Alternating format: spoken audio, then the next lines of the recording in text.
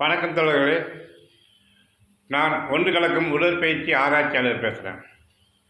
தமிழர்கள் கண்டுபிடித்த பல்வேறு மருத்துவ அறிவியலை சொல்லி நான் பல பதிவுகள் போட்டிருக்கின்றேன்.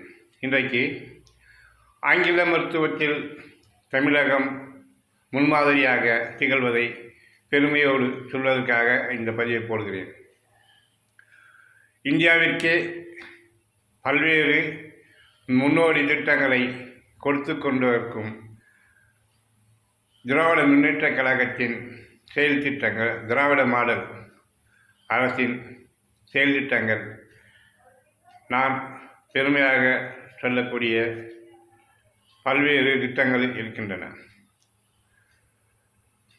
வீராணம் ஏரி திட்டம் கலைஞர் கொண்டு வந்தது. முதலில் வீராணம் ஏரி திட்டம். அதன் பிறகு இந்தியாவிலேயே மிக பெரிய மேம்பாலம் அண்ணா மேம்பாலம், சென்னை சிங்கார சென்னையாக மாற்றிய திராவிட முன்னேற்றக் கழகம் இந்தியாவிற்கே ஒரு முன்னோடியான மாநிலமாக போக்குவரத்து துறை, மனிதர்களின் வாழ்வாதாரத்தை மேம்படுத்தக்கூடிய போக்குவரத்து துறை தனியாரிடம் இருந்து அரசு போக்குவரத்து கழகமாக மாற்றியது அறிஞர் கலைஞர் அவர்கள்.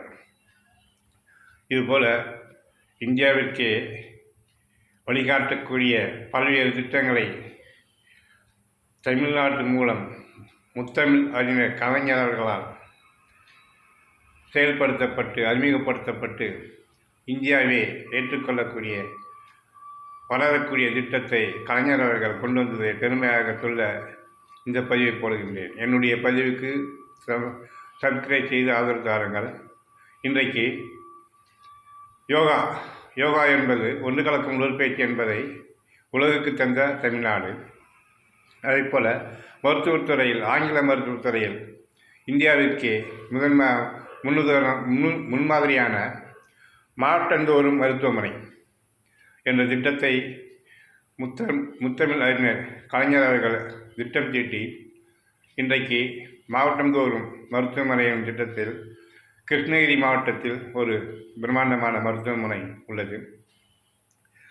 நான் 1980 பார்த்திருக்கின்றேன். சென்னையில் தமிழ்நாடு மாநில தலைமை மருத்துவமனை அப்படின்னு இருக்கு அந்த பேர்.